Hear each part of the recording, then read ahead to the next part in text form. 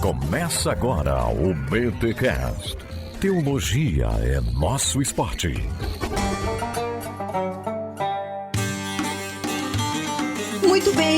Muito bem. Começa mais um BTcast, o de número 473. Rapaz, tá chegando no 500. Eu sou Tatiana, de Nova York, e sou aluna da escola Bible Talk de Teologia. Eu sou Rodrigo Bibo e celebre as múltiplas perspectivas. Não vou falar diversidade, que a gente tá num tempo complicado. Olha aí, hein? Não, mas eu poderia falar diversidade textual, aí não ficaria com duplo sentido. E não está errado. Mas se bem que não é diversidade só textual, é diversidade de significados. Meu Deus, quanta diversidade. É muita. E eu sou Alexandre Melhoranza e depois da onipotência, da onipresença, da onisciência, Bibo, nós temos também a onissignificância, vejam só. Que é isso? Vou me recolher na minha insignificância diante dessa onissignificância. E aqui fala André Heinck, e se a Bíblia foi escrita em mutirão, a polifonia de interpretações é a tendência natural. Caraca, Nossa. A Bíblia foi escrita em mutirão, cara, sensacional. Não, a segunda parte da entrada dele que me preocupa. Eu me dá um alívio. Os outros que fiquem preocupados, eu não tô nem aí. E ele tomou a palavra que eu vou usar também. Diga aí. Aqui é o Kenner Terra e a polifonia da Bíblia é a beleza da regência em Jesus. Olha aí. Estamos aqui, meus amigos, em mais um BTcast para falarmos sobre hermenêutica, sobre Bíblia Sagrada, sobre Antigo e Novo Testamento. Afinal, na nossa Bíblia, nós temos uma parte que chamamos de Antigo Testamento. Contudo, o que nós chamamos de Antigo Testamento é escritura para um povo, o judeu, que não chama de Antigo Testamento. São escrituras dos judeus. Não são nem escrituras hebraicas, porque tem também o aramaico, então é até difícil de falar. São os 39 livros que nós temos, são usados também pelos judeus. Só que tem o seguinte, eles não leem o Antigo Testamento, como nós chamamos esses 39 livros, com Jesus. Por isso, a gente vai falar sobre a Bíblia com e sem Jesus. Como judeus e cristãos leem as mesmas histórias com diferentes perspectivas. Este livraço que a Thomas Nelson lançou, de M. Jill Levine e Marcus V. Bredler. Esse Bretler aqui é difícil de falar, hein? É o Marcus V. Bretler. Acho que agora ficou melhorzinho, hein, gente? Mas olha, lançamento da Thomas Nelson Brasil, a Bíblia com e sem Jesus. E a gente vai bater um papo sobre isso e também vai pegar uma passagem do Antigo Testamento e vamos ler ela como judeus, aliás, tem múltiplos significados, tem muita coisa para pesquisar. Fica com a gente, mas antes os recados paroquiais.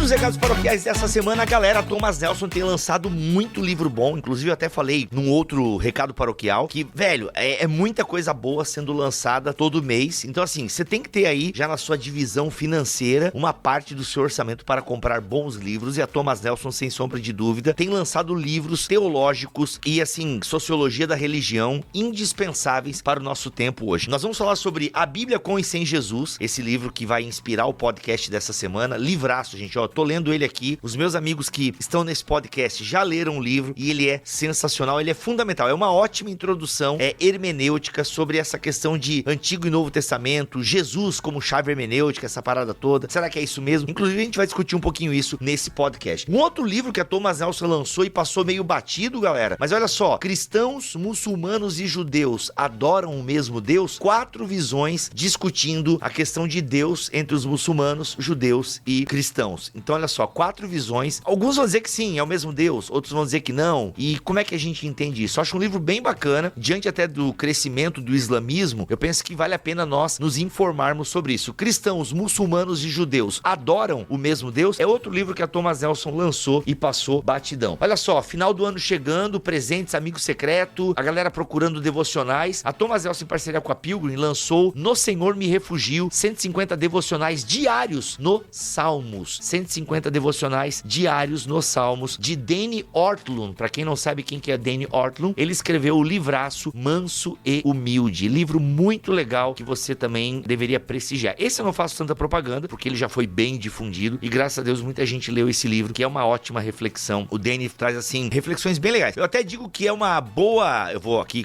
milhões de aspas agora, é uma boa autoajuda cristã, tá? Não é autoajuda, obviamente, mas pra você entender onde eu quero chegar, assim. Muita gente que hoje em dia prega autoajuda, pô, se desse uma lidinha no Dane, estaria calibrando melhor a sua mensagem e não estaria aquele, né, o chorume que é muitas vezes. Então a gente tá aí, Thomas Nelson lançando muita coisa legal. Siga Thomas Nelson nas redes sociais, que você vai ver aí o tanto de coisa boa que ela tem lançado. Bíblia de estudo vindo aí, do C.S. Lewis, entre outras. E também o livro infantil, Quando o Meu Sorvete Cai. O livro infantil, o meu junto com o Felipe William, com ilustrações de Guilherme Mete, que pega as lições do Deus que destrói sonhos e aplica numa história infantil sensacional. Quando o Meu Sorvete Cai. Inclusive, tem uma live lá no canal do YouTube, eu e o Felipe e o Guilherme, conversando sobre o livro, para você entender a importância de ler para criança, de ensinar as crianças. Sensacional. E galera, a Escola Bibotalk de Teologia também está aí com as inscrições abertas, e a gente tem André Heinck chegando por aí na Escola Bibotalk, a gente tem Vilibaldo chegando na Escola Bibotalk, Tiago Garros, Paulo On, muita gente boa chegando aí para somar ao time da Escola Bibotalk de Teologia. Então, se você quer estudar teologia com o jeito Bibotalk, vem estudar na EBT, na Escola Bibotalk de Teologia. O link também para você ser nosso aluno está aqui na descrição deste podcast. Simbora, porque esse tema é bom demais.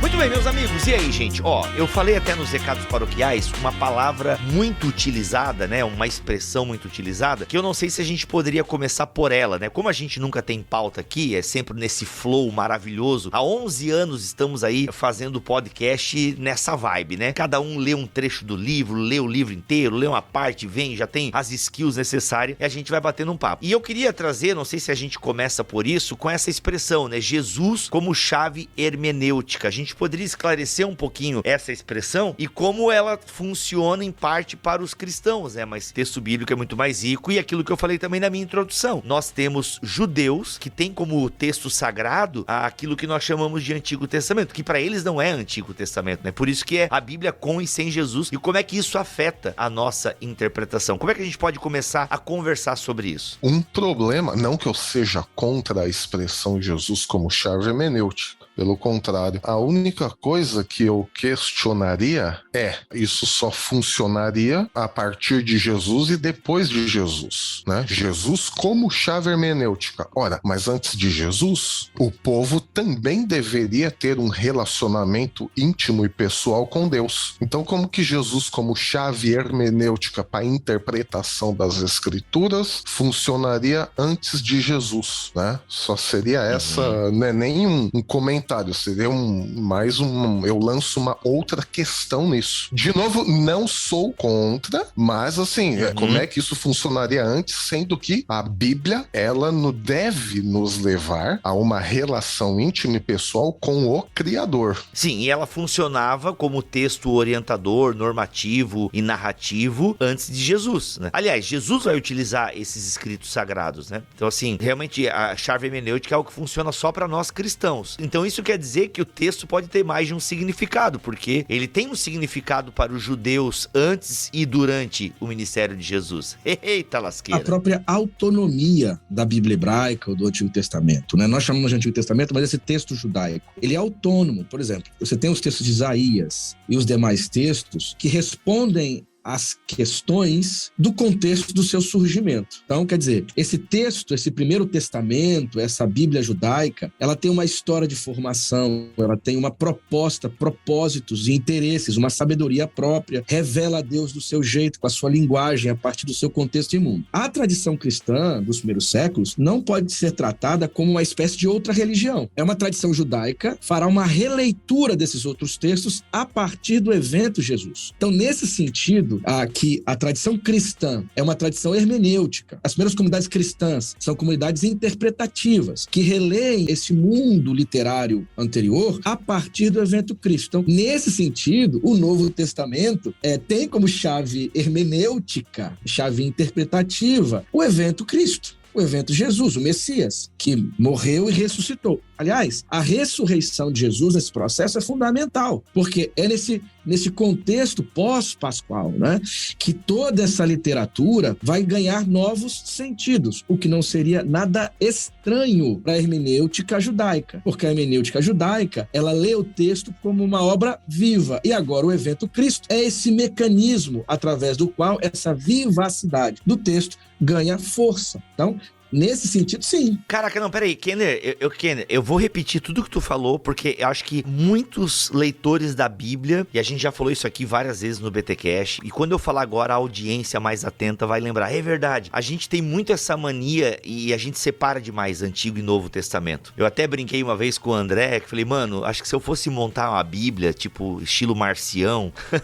eu ia tirar alguns livros da Bíblia, calma, gente, é só uma brincadeira, tá? E eu colocaria os evangelhos no Antigo Testamento. Eu colocaria os evangelhos no final do Antigo Testamento. Não, no sentido de brincar, de fazer as pessoas perceberem. Gente, isso aqui é só uma brincadeira, não tô dizendo que eu faria isso, tá? Mas é que o Kenner falou o seguinte, a gente descola demais o Novo Testamento do ambiente do Antigo Testamento, e obviamente que ele é descolado, de certa forma, porque são mundos diferentes, né? Você vira a página de Malaquias para Mateus, meu irmão, tem anjo caindo por tudo quanto é lado, tem uma compreensão diferente do próprio Deus e da relação com o seu povo, e por isso a gente precisa estudar o período interbíblico, intertestamentário, o judaísmo do Segundo Templo e tudo mais. Então há realmente uma diferença, mas a gente precisa fazer esse exercício, que é o que o Kenner acabou de dizer. A gente precisa ver que o cristianismo, ele é inicialmente uma seita judaica. Exato. E consequente, e seita aqui no sentido de que é uma divisão. É um grupo, né? Um grupo. É que a palavra seita tá muito carregada, né? Mas, mas assim, em última análise é uma seita, não é um grupo. Fazia parte dos judaísmos. Exato, fazia parte do... Ou seja, se começa a criar uma vertente judaica, porque a igreja primitiva é sobremaneira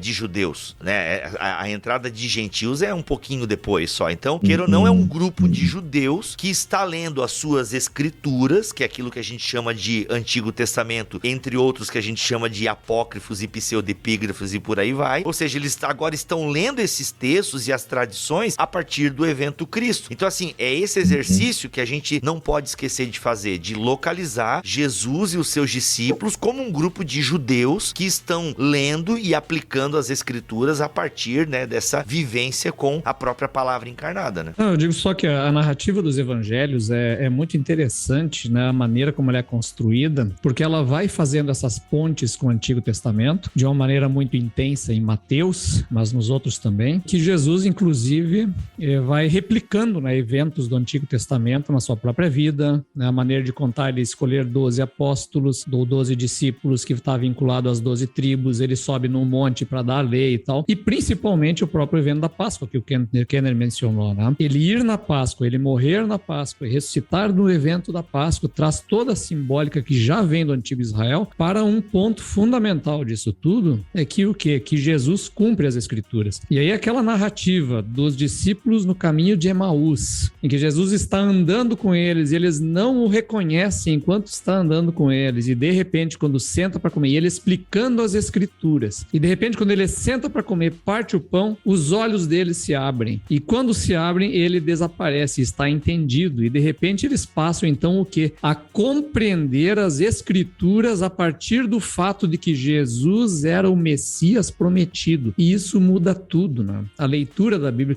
ela muda no momento em que você passa a crer que o Messias já veio, se diferencia de outra leitura da Bíblia, da mesma Bíblia, para quem o Messias ainda não veio. E aí está então a grande diferença hermenêutica. Até a questão do cumprimento, cara. Mesmo nas escrituras judaicas, eu gostava muito da expressão Primeiro Testamento, né? Mas aí os autores do livro em questão aqui que a gente está tratando, eles estão... Aliás, eles não gostam ou colocam em questão todos os termos, as nomenclaturas, né, que a gente usa. É porque o Antigo Testamento é ruim, Primeiro Testamento é ruim, porque assim, escritura isso é pra nós, judaica, né? É ruim.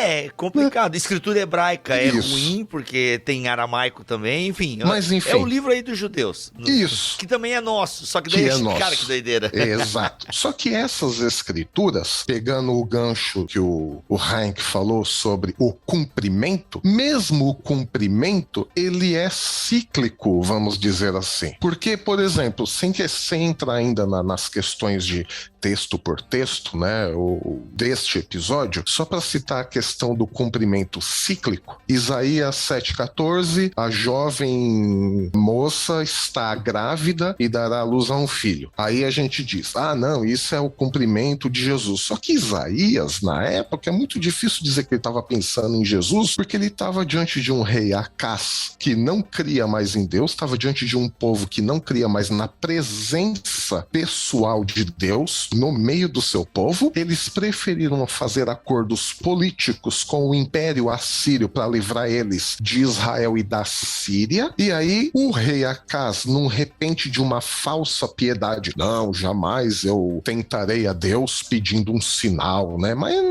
ele não quis pedir um sinal porque virou um incrédulo, não cria mais que Deus estava presente. Aí Isaías fica bravo com ele, tá bom, você não quer um sinal? Então tá bom, tá aqui o sinal. Tem uma moça jovem, ela está grávida e vai dar à luz a um menino. Antes que esse menino saiba falar papai e mamãe, você vai ver que esses caras que você tá confiando aí, o Império Assírio, como salvador da pátria aqui, eles também vão vir e vão te invadir. Só que o que acontece? No capítulo 8, essa profecia já é cumprida. Isaías fala, eu me aproximei da profetisa, a profetisa teve um filho e algum tempo depois, a Síria veio, zoou tudo, tomou posse de Israel e da Síria, e depois ainda invadiu alguns territórios de Judá. Quer dizer, profecia cumprida. Só que aí vem no Novo Testamento, Mateus, que escreve o evangelho dele muito tempo depois da morte, ressurreição e ascensão de Jesus. Ele já conhecia a história de Jesus, já conhecia as primeiras comunidades cristãs. Era o mesmo modo de vida. O povo não cria que Deus estava presente, e por não crer que Deus estava presente, que Deus ainda intervia, o que Mateus ele preferiu? Ele pensou, bom, é muita audácia falar, né, que tentar adivinhar o pensamento de Mateus, mas só pra gente entender. Puxa vida, assim como no tempo de Isaías, o povo não cria que Deus estava presente no meio da sua criação, no meio do seu povo, e Jesus é a exata representação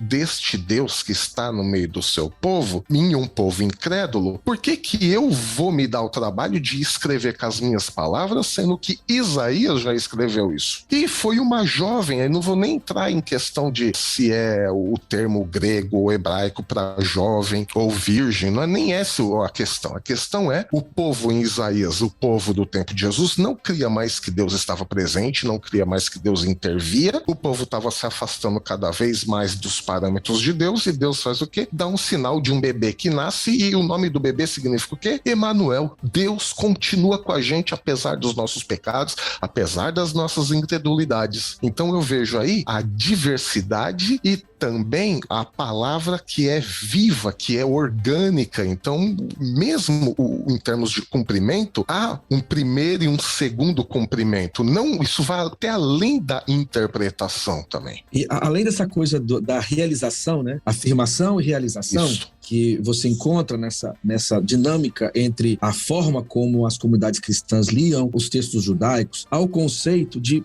arquivo de memórias, que é mais ou menos assim, é um conjunto de imagens, de ideias, de compreensões que vão se abrindo, que vão ganhando novos sentidos e produzindo novos imaginários e imagens a partir do evento Jesus, que é um outro ponto também importante, porque é o seguinte, onde a gente vê isso como exemplo, e eu gosto do Apocalipse, né, eu tô o tempo todo falando de Apocalipse, mas tem uma coisa do Apocalipse que me parece, assim, fantástica, assim. Os capítulos 4 e 5 do Apocalipse de João, né? Você tem todas as imagens neste bloco na tradição judaica. A Merkavá, que é o trono carruagem, você tem aqui do chá, santo, santo, santo é o Senhor dos exércitos, você tem os 7 Espíritos de Deus, você tem os anciãos. Todo esse mundo aqui, todo esse imaginário, você encontra na tradição judaica. Não tem nada novo aqui. Qual que é o evento principal e central e que muda o cenário dando novos tons? A presença agora do cordeiro que é imolado. Esse cordeiro que é imolado é o novo dessas imagens. E todas as imagens ganham um novo sentido a partir desse cordeiro imolado. Quer dizer, você tem um arquivo de memórias que ganham agora um novo sentido, ou que ganham um novo sentido. Por quê? Porque a presença do cordeiro também entra na economia da divindade e na economia da adoração. Então, veja, o próprio Cristo se torna um eixo em torno do qual todas as imagens vão circular, ganhando uma uma nova compreensão. O nome disso aí é chave hermenêutica. Jesus como chave hermenêutica. É um pouco disso. É um pouco disso mesmo. Legal, muito bom.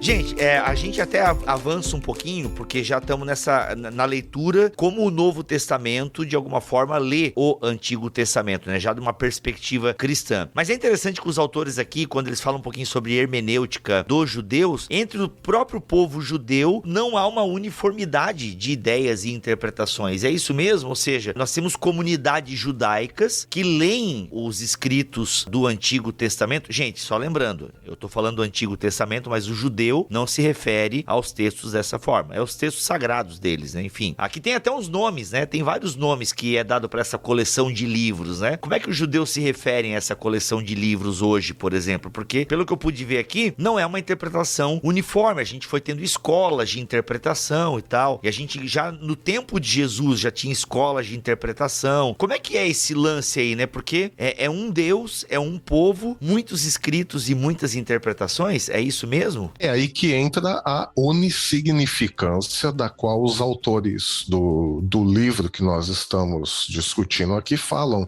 Todos os detalhes do texto são importantes. As diferenças de grafia, as épocas, inclusive eles citam vários termos em hebraico, que na época, com os escritos mais antigos, eles não tinham os sinais vocálicos, né, dos maçoretas, não eram vocalizados. Então você tem palavra que é D, V e R, aqui fazendo a transliteração. Pode ser davar, palavra, pode ser dever, que é peste.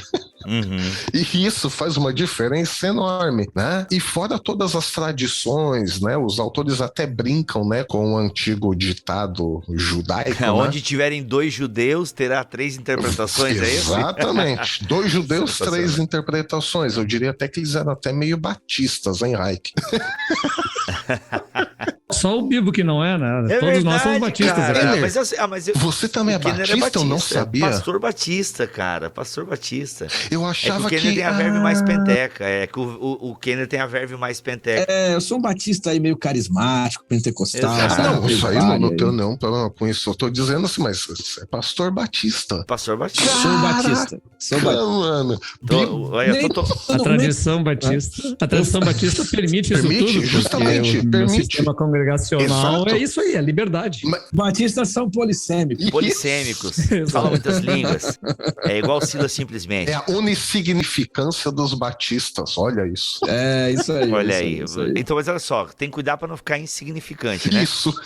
Com os movimentos aí. Mas vamos lá, então. O Milho deu um start na resposta para minha pergunta. A gente tem, então, essa pluralidade hermenêutica entre os judeus. Eu queria que vocês explicassem um pouquinho Mishnah, Talmud, enfim, ou até mesmo antes de Jesus, já como é que era, só pra galera entender um pouquinho, assim. Gente, por que eu tô falando isso? Que é muito importante nós cristãos entendermos que há possibilidades diversas num texto bíblico. Alguns são claros, outros é uma confusão.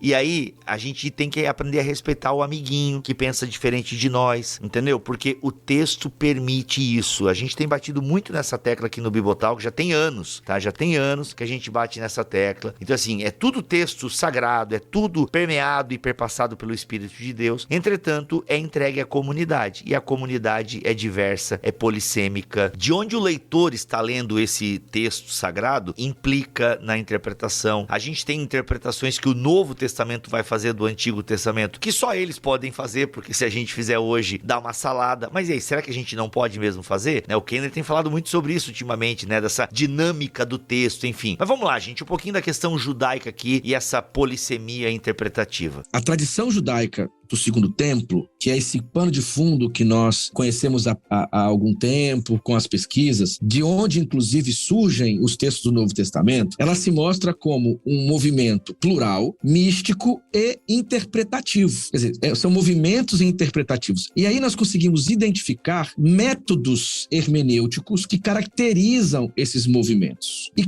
como esses métodos funcionavam? Um dos detalhes, uma das características, é essa capacidade de perceber perceber potencialidade de sentidos que o texto tem. Então, a hermenêutica judaica, inclusive a hermenêutica judaica, que é o pano de fundo do Novo Testamento, é uma hermenêutica que percebe o texto como uma obra aberta, né? Como diria Humberto Eco. É um tipo de literatura que é percebida como uma obra que tem potência de sentidos. Um exemplo, quando você olha lá o Pesher, muito comum nas tradições dos manuscritos do Mar Morto. Você tem lá o Pesher de Melquisedeque, que é o 11Q Melquisedeque, ou 11Q13. Você percebe um trato hermenêutico sofisticadíssimo e interessante. O texto vai reunir, por exemplo, Salmo 82, com Levítico 25, com Isaías 61, retirando-os radicalmente do seu contexto para que esse texto pudesse ter uma potência contextual e escatológica. O Pesher, inclusive, é caracterizado por essa potência de aplicação escatológica aos textos que outrora não tinham esse interesse escatológico. Então, o que isso denuncia? Um tipo de interpretação judaica que não está preocupada exatamente com o sentido original, com a intenção do autor, mas sim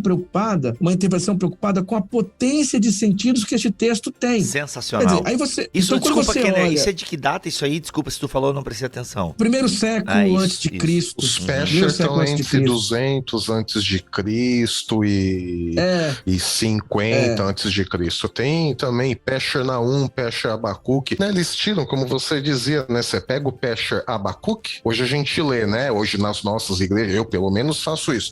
No tempo de Abacuque tinha isso, a Babilônia, não sei o quê, e Abacuque ficou desesperado, questiona Deus. Os caras de Qumran não estão nem aí para isso. Eles se sentiam uma comunidade perseguida pelo sacerdócio de Jerusalém, que estava completamente corrompido pelo helenismo e tudo mais, e eles se achavam a única comunidade de Deus que tinha restado e digna não, né, mas que detinha a correta interpretação das escrituras. E aí eles pegam lá o Pesher, né, interpretação de Abacuque, entre outros escritos que o Kenner citou aí, e eles citam literalmente o texto, né, pelo menos o Abacuque não é assim, Kenner. Esse aí do Melquisedeque eu realmente não estudei. Então eles citam, não, mas é isso isso, mesmo. né, eles citam o versículo e logo em seguida eles começam, este texto diz respeito ao. E aí eles não estão nem aí para contexto histórico, nada disso. Eles fazem a interpretação direto pro momento vivencial deles ali na hora. Perfeito. E é interessante que essa expressão, né, Pesher, ela significa interpretação. E aí os pesquisadores começaram a chamar esses documentos de Pesharim. Por quê? Porque no texto está assim, tem a citação do versículo, e às vezes esse versículo ele é citado de uma forma muito livre, até a citação é livre, e vem a expressão Pesher. Aí quando vem essa expressão Pesher, meu irmão, você fica impressionado com a liberdade que os caras têm. Esse camarada não passaria numa aula de exegese histórico-gramatical, por exemplo.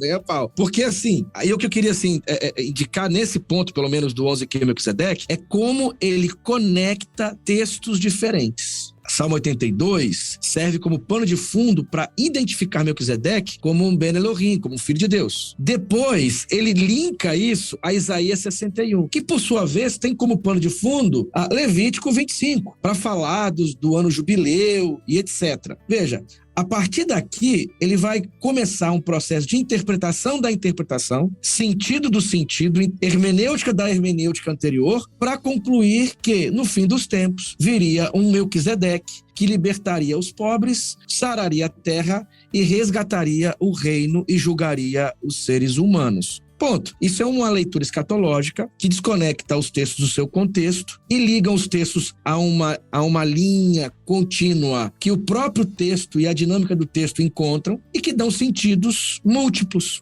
Isso é uma hermenêutica judaica. Pergunto, nós encontramos isso no Novo Testamento o tempo todo. Eita, como assim? Paulo, o que ele faz com Sara e Agar. Gente, assim, cá entre nós, assim, tudo bem, me interpretem corretamente, ouvintes, por favor. Quando Paulo em Gálatas faz referência a Sara e Agar, eu fico chocado até hoje, porque ele desconsidera simplesmente a vivência, a história de Sara e Agar para fazer uma interpretação direta no momento vivencial ali da época pós-Cristo, ok? Mas Paulo, ele desconsidera completamente a história do personagem histórico Agar, do personagem histórico Sara, para dar simplesmente uma interpretação direta, assim, né? É quase que um pesher. Foi uma pechada de Paulo forte ali. É assim, eu quero passar a palavra pro André também, mas sabe o que me escandaliza em Paulo? Você falou que foi... Calma, texto, vocês se controlam, vocês se controlam. Calma. Como assim se escandalizar com um inspira? Não, para. Me escandalizo positivamente. Eu acho Isso, Bibo. Pra mim, é de uma perspicácia, de uma capacidade belíssima de interpretação e trato com o texto. É aquele texto sobre a descendência, Gálatas capítulo 3, do 15 até o 18, que Paulo vai citar Gênesis, aí diz assim, ó, lembra de Gênesis? Lá diz, os descendentes ou o descendente? Aí é uma pergunta retórica. A comunidade responderia, claro, é o descendente. Só que lá em Gênesis, o descendente representa uma coletividade. A semente representa o povo de Israel. Só que ele muda, ele usa a estrutura sintática da frase, mas quando aplica completamente diferente do que Gênesis propõe. Caraca. Ele diz, então, o descendente é Jesus. E ponto final. E ponto. Só que ele não continua, né? Porque ele está querendo criticar depois, em Gálatas, os que estão querendo incluir aí algumas práticas legais, só que ele diz, né? Pois é, Agar e Sara. Deus abençoou também o filho de Agar, só que ele não lembra disso. Há uma liberdade de uso dos textos. E essa aí do descendente sempre também eu acho muito interessante, sabe?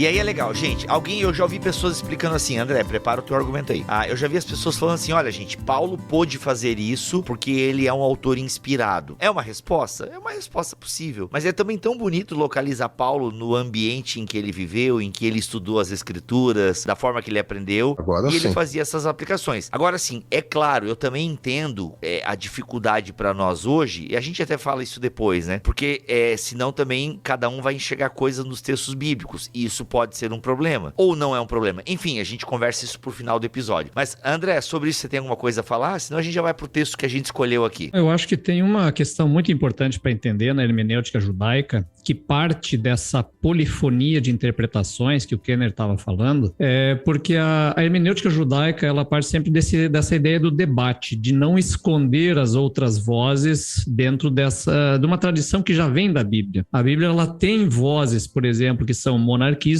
e vozes que são antimonarquistas, e as duas estão preservadas. Ela tem textos de provérbios que falam sobre uma certa organização do mundo e que se você for justo vai ser recompensado, e enquanto Eclesiastes diz que este mundo não faz o menor sentido e que você está vivendo no caos. Então as duas vozes estão lá. Isso faz parte da tradição bíblica que é mantida na tradição judaica. E isso vai ficar mais forte ainda no grande recurso hermenêutico do mundo judaico, que é o Talmud depois. Eu acho que é importante ele mencionar isso, porque logo depois do fechamento do cânon, que é também discutível em que momento e como isso aconteceu, lá no primeiro século depois de Cristo, se é que aconteceu dessa maneira. Exatamente. Né? Então, mas o cânon hebraico, ele depois desse texto escrito, há uma compilação que é a Mishnah, que é a tradição oral do mundo, principalmente dentro dos fariseus e dos sábios, que vai ser compilado lá no século 2, 3, né? E escrito, então, e fixada a Mishnah, que é nada mais do que um comentário da Torá, né? Então ela comenta a Torá. E depois disso vão sendo agregados ao redor da Mishnah, e talvez o Kenner possa explicar melhor isso, uma série de outros comentários em cima da Mishnah, que vão colocar lado a lado diferentes perspectivas de interpretação desse texto baseado na Torá. Então o Talmud, ele é fundamental nessa tradição hermenêutica judaica, porque ele vai acrescentando ao longo dos séculos uma série de documentos e de comentários em cima da Mishnah, que já é um comentário da Torá. Então vai se desdobrando, inclusive com debates em torno das afirmações cristãs. Por exemplo, para rebater a ideia messiânica, rebater outros documentos. Então ele vai juntando lado a lado opiniões diferentes para chegar num consenso ou numa ideia geral a respeito da própria tradição e da lei judaica, né? De como você vai viver o judaísmo, vai viver a sua fé. Então o que acontece? O Talmud é um grande espaço de debates do judaísmo que se torna o livro base da tradição judaica para hermenêutica e interpretação do judaísmo da Bíblia. Por isso a gente, até ousadamente, dá para dizer o seguinte, que o que define muito da identidade do judaísmo não é a Bíblia em si, é o Talmud. É o Talmud que define a interpretação e a identidade judaica, que é baseada nele que sai a halakha, né, a lei judaica, e não tanto na Bíblia. A Bíblia é um introdutório para o Talmud, né? E aí nós vemos uma diferença significativa nas hermenêuticas, porque os cristãos partem de um princípio de que Jesus cumpriu as Escrituras e passa a ler as Escrituras todas a partir da ótica de Jesus Cristo, enquanto a tradição judaica se fixou numa hermenêutica que é baseada numa tradição interpretativa da Torá, fundamentalmente da Torá. E aí nós temos caminhos bem diversos. Não, perfeito, sabe, André? E o seguinte, o interessante disso tudo é que para a hermenêutica judaica, o texto bíblico não é um retrovisor que você olha para trás. Para a tradição judaica, o texto sagrado é uma força que te leva para frente, sempre. Essa ideia de que o texto disse, está dizendo e dirá. Isso para nós protestantes racionalistas é muito complicado, porque nós somos acostumados lá com sola escritura como um tipo de volta ao sentido, né, naquela tradição humanista, volta a um sentido original, a uma verdade histórica do passado, que é através dessa verdade histórica do passado que a minha fé se estabelece agora. Para a tradição judaica, isso é relativizado, vamos assim dizer, porque esse texto que disse coisas, ele continua dizendo, e se é palavra de Deus, continuará a dizer. É por isso que você tem no Talmud e nas outras tradições dialogais da hermenêutica judaica a presença de várias vozes, e vozes que estão em contínua reapropriação. Se você testemunhar hoje judeus lendo a tradição, lendo os seus textos, tanto a Torá escrita quanto a Torá oral, você perceberá que esses textos são como uma porta de entrada, simples e unicamente, para que eles tenham algo a dizer para a vida cotidiana. Para a tradição judaica, a Bíblia ela está ainda em formação, mas entendam isso, em formação enquanto processo hermenêutico. Mas como que a gente consegue perceber isso? Ora, quando você acessa a tradição textual do mundo judaico, você testemunha e percebe isso. Você tem a própria Bíblia hebraica, né? Vou usar aqui a Bíblia hebraica, mas todos nós já fomos vacinados aí dos cuidados em relação a esse termo. Quando você olha a própria Bíblia hebraica, você tem processos interpretativos dentro da Bíblia hebraica. Aí você deve perguntar o seguinte: que tipo de interpretação nós encontramos dentro da Bíblia hebraica? Uma tradição como a tradição do Êxodo, que vai ser relida em Isaías. Como que essa tradição é relida? Ela é relida de maneira muito plural, não é? Livre. Veja, você tem em Isaías a tradição do Êxodo em diálogo com a teologia da criação, para responder a questões relacionadas ao exílio. Então, o próprio texto bíblico demonstra processos interpretativos e processos interpretativos numa dinâmica muito aberta, livre. Depois, esse texto da Bíblia hebraica, ele é lido, ele é relido nas traduções, não é? Que são, na verdade, processos hermenêuticos. A Septuaginta, os Targumim, quer dizer, você percebe o quanto que as traduções também são, para usar aqui um termo polêmico, né? Traições, né? Ou criações. Tradutore, traditore. Exatamente. Aí você olha o Novo Testamento, a mesma coisa. Se você pergunta assim, para que serve o Novo Testamento para um judeu que não tem interesse nenhum com o Novo Testamento? Ele dirá, pelo menos eu consigo perceber como grupos do judaísmo interpretavam a Bíblia hebraica, né? Que tipo de interpretação a Bíblia hebraica recebia nos primeiros séculos, né? A tradição rabínica posterior, a mesma coisa. A hermenêutica medieval, judaico-medieval. Você tem lá a mesma ideia de 4 níveis, como a tradição cristã também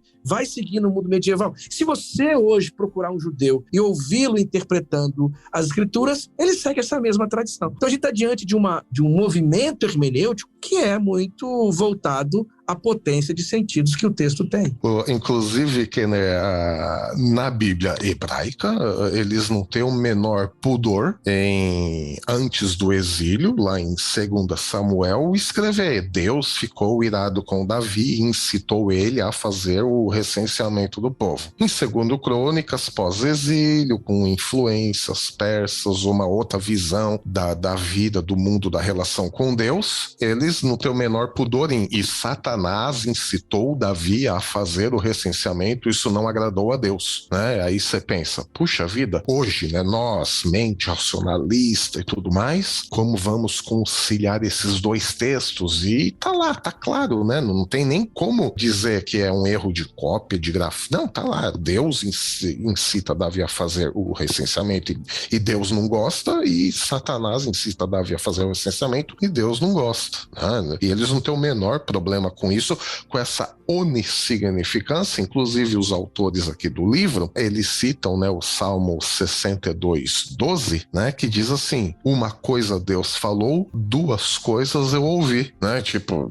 não tem problema, né? Tudo bem, a gente vai interpretar de outra forma, mas para os judeus não, Deus fala uma coisa e essa uma coisa pode se tornar 2, 3, 4, 5. É interessante como essa questão do judaísmo e dos judeus, né, dessa hermenêutica judaica, ela olhar para frente, ele faz com que você olhe e analise os personagens do passado à luz do presente, né? Então, não se tem o menor pudor de imaginar um Abraão se comportando como um rabino medieval, né, dentro de uma obediência à Torá, todo um processo que faz parte da maneira de enxergar o mundo, porque interessa para eles que o seu contemporâneo se identifique com Abraão e identifique o que significa isso para sua vida. E aí, só que isso é um problema para nós, por exemplo, quando a gente olha o texto e quer entender historicamente como aconteceu. Aí não serve, né? E a gente vê seguido discussão na internet se Abraão obedecia ou não à Torá, se ele guardava o Shabá, se tinha leis alimentares, quando o texto não fala rigorosamente nada sobre isso. Mas se imaginam Abraão, né? E como a gente pega Hebreus e diz que Abraão falou de Cristo, né? E sobre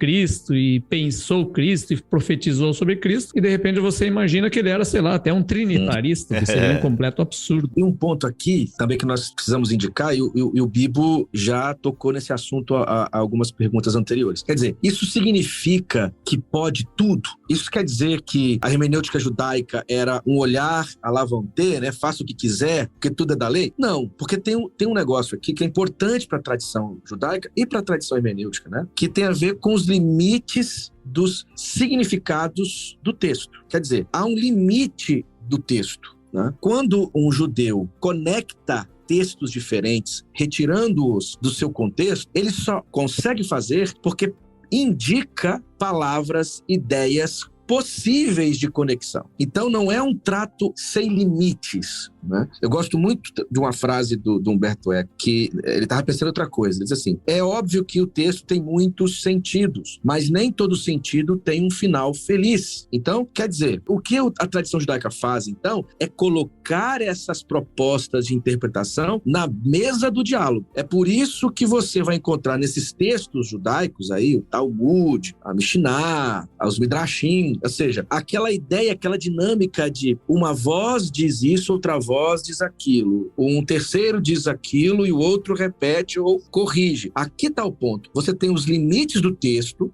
Claro, esse texto ele é aberto, ele tem potência de sentidos, mas há um claustro dos sentidos a partir dos limites do texto e a conexão possível de expressões que esse texto indica. Então, não é uma interpretação livre e irresponsável. Agora, é claro que você vai encontrar exageros em alguns desses textos, né? Quando você pega alguns Targumim, você fica mesmo assim um pouco assustado com a forma livre que eles trabalham os textos. Mas saibam, né? Esse trabalho não é um trabalho totalmente livre para qualquer sentido. Existem certos limites que o texto ele mesmo indica, né?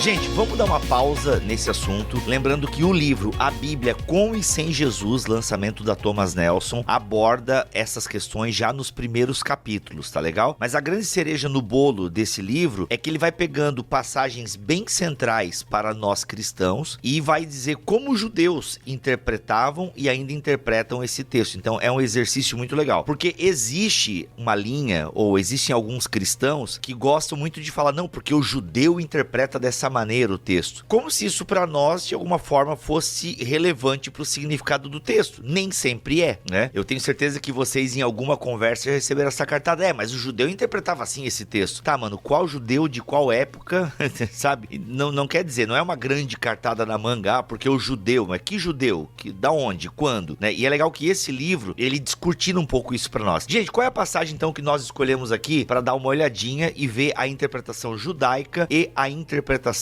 cristã, tá? Só pra vocês darem uma olhada aqui, a gente escolheu uma, mas o livro vai falar sobre tu és sacerdote para sempre, olho por olho e dê a outra face, beba o meu sangue, sacrifício e expiação, a virgem conceberá e dará à luz um filho. Esse é o texto que você pregou, né, Emílio? Que é recentemente na sua igreja, né? Isso, que eu preguei recentemente, que eu dei um passando rapidinho no começo do episódio. Olha aí. O servo sofredor, que é o que a gente vai falar um pouquinho agora, o sinal de Jonas, Deus meu, por que me desamparaste? O filho do homem e a conclusão da polêmica, a possibilidade. Então, acho que, aliás, eu até pulei, porque eu já comecei no capítulo 5 aqui. Tem a criação do mundo e tem ainda o problema da promessa e da profecia, Adão e Eva. Olha só, Adão e Eva na perspectiva judaica e na perspectiva cristã. É sensacional. Gente, vamos lá. O servo sofredor, um texto que a gente lê lá em Isaías e já aplica diretamente a Jesus Cristo, né? Ele levou sobre si as suas dores. É esse texto aqui, eu tô dando agora a maior gafe da internet aí. Mas vamos lá, gente. Esse texto, vamos ler o texto? Alguém tem o texto na mão aí? Emílio, faz tempo que você não lê a Bíblia aqui no BTcast. O pessoal já tava com saudade da sua leitura, com voz de Darth Vader pós-Covid. Vamos lá. Quem creu em nossa mensagem e a quem foi revelado o braço do Senhor, ele cresceu diante dele como um broto tenro e como uma raiz saída de uma terra seca. Ele não tinha qualquer beleza ou majestade que nos atraísse. Nada havia em sua aparência para o que o desejássemos. Ele foi desprezado e rejeitado pelos homens, um homem de dores e experimentado no sofrimento. Como alguém de quem os homens escondem o rosto, ele foi desprezado e nós não o tínhamos em estima. Mas certamente ele tomou sobre si as nossas enfermidades e sobre si levou as nossas doenças. Contudo, nós o consideramos um castigado por Deus atingido e afligido. Mas ele foi traspassado por causa das nossas transgressões, foi esmagado por causa das nossas iniquidades. O castigo que nos trouxe a paz estava sobre ele, e pelas suas feridas nós fomos curados. Todos nós, como ovelhas, nos desviamos, cada um de nós se voltou para o seu próprio caminho, e o Senhor fez cair sobre ele a iniquidade de todos nós. Ele foi oprimido e atingido, e contudo não abriu a sua boca, e como um cordeiro foi levado para o matadouro, e como uma ovelha que diante dos seus tosquiadores fica calada, ele não abriu a sua boca. Com julgamento opressivo ele foi levado. E quem pode falar então dos seus descendentes? Pois ele foi eliminado da terra dos viventes por causa da transgressão do meu povo. Ele foi golpeado. Foi-lhe dado um túmulo com os ímpios e com os ricos em sua morte, embora não tivesse cometido nenhuma violência, nem houvesse nenhuma mentira em sua boca. Contudo, foi da vontade do Senhor esmagá-lo e fazê-lo sofrer. E embora o Senhor tenha feito da vida dele uma oferta pela culpa, ele verá sua prole, prolongará os seus dias, e a vontade do Senhor prosperará em sua mão. Depois do sofrimento da sua alma, ele verá a luz e ficará satisfeito pelo conhecimento. Meu servo justo justificará muitos e levará a iniquidade deles. Por isso, eu lhe darei uma porção entre os grandes, e ele dividirá os despojos com os fortes, porquanto ele derramou a sua vida até a morte e foi contado entre os transgressores. Pois ele levou o pecado de muitos e pelos transgressores intercedeu. Pronto. Esse é um texto que o crente tem que ler uma vez por mês, de joelhos, e se não chorar, não tem coração. E nós estivéssemos no culto pentecostal, agora era a hora do povo. Era a hora. Ó, e quem falou isso foi o André Heinck, O apelo. um alemão, tá? Em quem não há dolo, né? Ou seja, uma pessoa sem emoções e reações e expressões, olha só. Então, E não há dor, assim, nem emoções. nem emoções, olha aí. Bom, mas vamos lá, gente. Texto conhecidíssimo, lido, né? Lido muito pelos cristãos e, de fato, é um texto que nós lemos e automaticamente já identificamos Jesus como servo sofredor. Mas, como você já percebeu, esse texto, ele não foi escrito num primeiro momento pensando em Jesus. Ou talvez tenha sido, não sabemos, mas provavelmente não, tá? E aí, como é que os judeus, então, leram? Porque é aí que tá, né? Tem uma história da interpretação desse texto que a gente não vai conseguir passar aqui nesse podcast, mas em linhas gerais, panorâmicas, o que a gente pode extrair aqui do significado desse texto para a primeira comunidade e para a comunidade hoje, por exemplo. A A.J. Lavigne e o Brettler. Como é que é? Avril Lavigne? A.J. Essa cantora Lavigne. não envelhece, cara. É A.J. Lavigne. Tá. Muito bom. Tu tá falando a pronúncia correta, é isso? Não quis me corrigir lá no começo? Não, mas você não falou essa. Não, Não. eu falei M. Jill Lavigne. Eu ouvi as pessoas referindo-se a ela como A.J. Lavigne. Agora, Faz mais sentido, porque daí tá abreviando o J, né? Tá abreviando o J. A.J., ou seja, A.J. Lavigne. Ok, gostei mais. e o A.J. Brettler, Lavigne, gostei. né? Eu acho que é Brettler. Brettler. Ou Brettler. Ficou legal o É. Brettler. Bom, Brettler. Eles, no primeiro momento, vão indicar uma proposta de exegese desse texto. Assim, é muito comum você olhar para o servo sofredor, porque esse conceito vem depois também, né? O texto em si não usa exatamente essa expressão. Você tem quatro Boa. cânticos, né? 4 cânticos. E esse é o último. É o último desse mosaico aí de uma figura que sofre. Aí é o ponto que o livro provoca, né? Ele diz o seguinte: aqui não há o conceito de sacrifício expiatório, não é? De morte expiatória, e sim do sofrimento de alguém. A ideia de pensar de maneira coletiva é o povo de Israel que sofre no exílio, ou de uma figura enigmática que ninguém, na verdade, sabe quem é, não é? Que sofre, não para resgatar o povo, mas sofre por consequência do pecado do povo, né? Alguém que a tradição judaica depois vai tentando identificar. Eles citam ali propostas que foram levantadas na tradição judaica, Moisés, Jeremias e outros. Quer dizer, figuras que de alguma maneira estão ligadas às memórias judaicas e que poderiam ser alvos aí de um sofrimento causado pelo pecado do povo. Eles vão optar pela ideia de um personagem que sofre, que não é exatamente o Messias, que não é exatamente alguém que morre para salvar ou para purificar o povo, mas alguém que sofre por consequência do pecado do povo. Outros biblistas vão entender que aqui se refere ao próprio povo, o povo que sofre no exílio. E o sofrimento deste povo, né, o período que esse povo sofre, é um caminho para que eles tenham agora justamente a possibilidade de voltar para a sua terra, sair do exílio. Então, olhando nessa perspectiva exegética proposta pelo texto, não há aqui a expectativa de uma morte sacrificial, de muito menos, obviamente, de Jesus como esse sacrifício redentor, mas sim a compreensão de um grupo ou de alguém que sofre por consequência do pecado do povo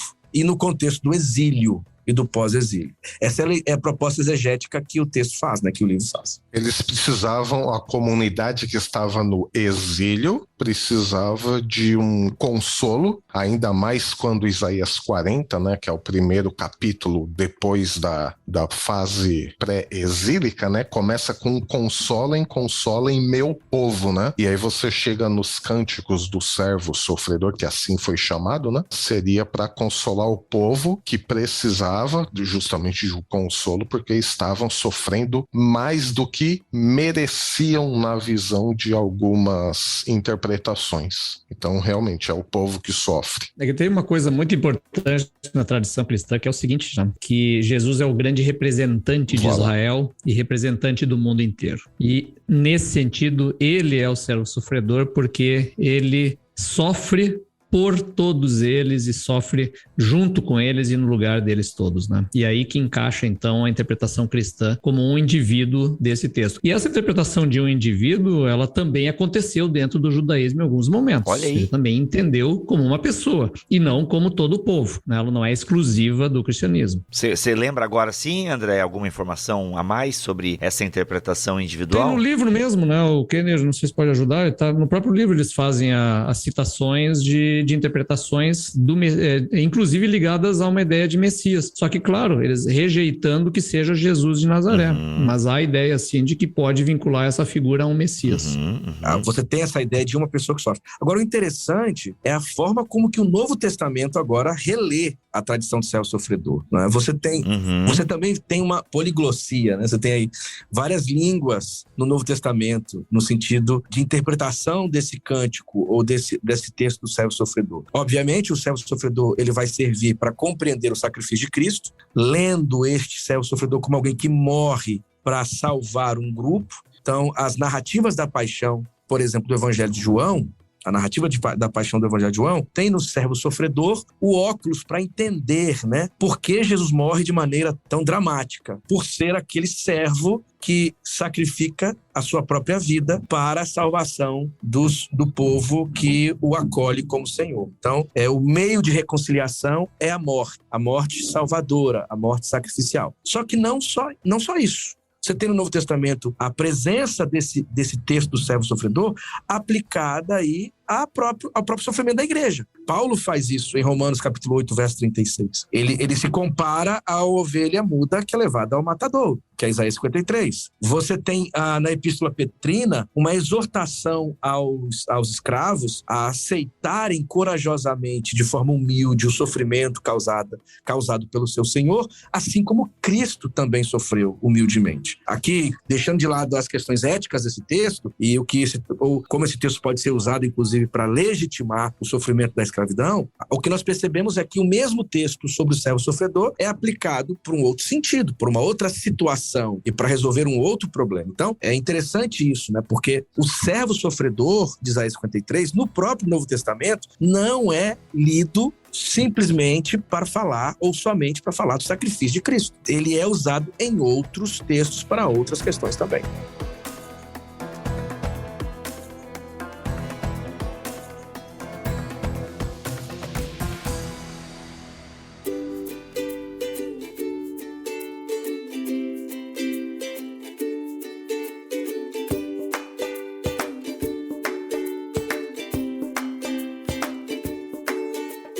Muito bom. E, gente, isso tudo tá bem detalhado neste livro, A Bíblia com e Sem Jesus. Como judeus e cristãos leem as mesmas histórias com diferentes perspectivas. Galera, sem sombra de dúvida, um exercício muito importante para nós leitores e que queremos entender melhor a Bíblia Sagrada dentro do seu contexto. Vale muito a pena o investimento nesse livro se você se interessa muito por esse. Por exemplo, muitos do movimento evangélico gostam desse lance do judeu e a interpretação judaica e tal. Então, legal, é um livro que vai ajudar você bastante a se localizar, a equilibrar algumas coisas. Então, esse livro aqui da A.J. Levine, falei certo agora? Agora tô com medo de falar os nomes aí. A.J. Levine, A.J. Levine, olha aí, agora fiquei. E o Marcus V. Brettler vai ajudar você bastante, tá bom, gente? Lançamento aí da Thomas Nelson Brasil. É óbvio, o link para você adquirir o livro está aqui na descrição deste BTcast. Fala, Lucas.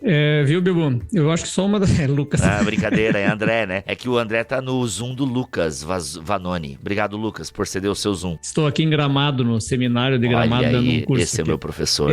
Mas assim, uma coisa importante para entender desse livro, ele não é um livro de apologia da fé cristã ou um livro para converter judeus a Jesus Cristo. Não se trata disso. Ele é um livro que está falando sobre diálogo entre tradições hermenêuticas distintas. Exato. E aí, para tomar o que até o Miroslav Volf fala, para que a gente possa possa fazer um compartilhar hermenêutico de vendo outras interpretações, que a gente possa enriquecer as nossas próprias sem necessariamente abandonar as nossas convicções. Ninguém vai dizer, então tá tudo errado lá na Bíblia. Não, nós cremos em Jesus Cristo. Jesus Cristo é, né, a nosso centro da nossa confiança, da nossa fé, mas é muito importante dar uma olhada como é que os judeus interpretam os mesmos textos, como é que as tradições diferentes lidam com isso. Então, é nesse olhar de simpatia para compreender os outros, né? E aí também, nesse caso, o judeu que vai ler esse texto também tentar compreender como os cristãos e por que eles compreendem dessa maneira. Sensacional. No finalzinho do capítulo 9, né, é interessante como ele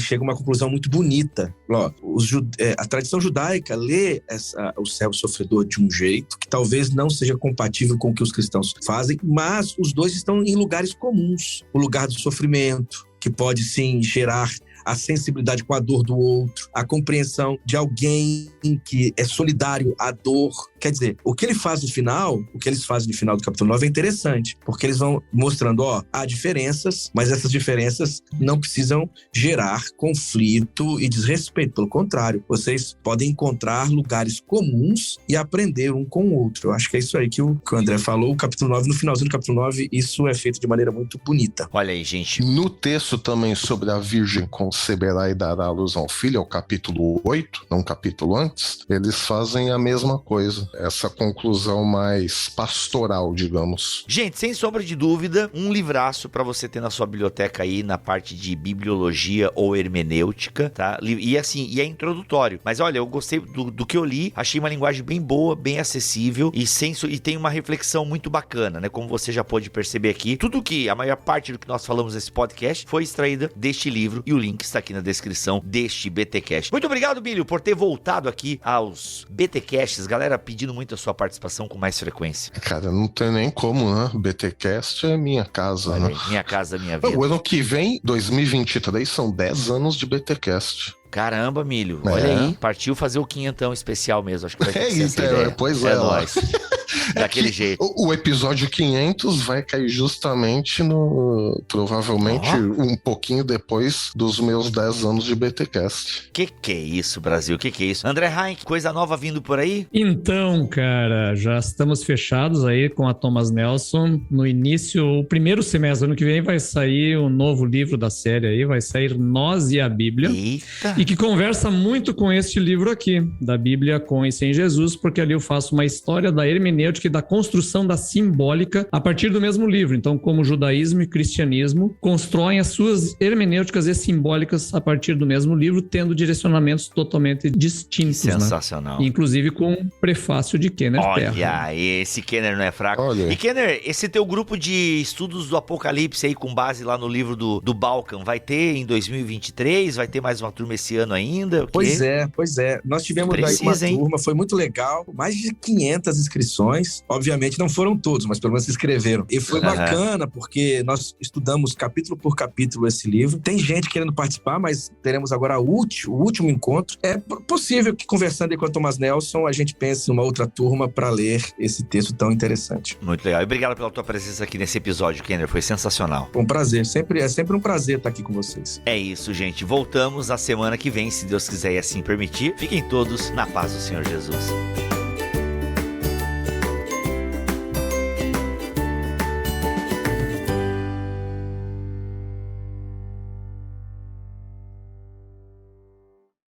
Este podcast foi editado por Bibotalk Produções.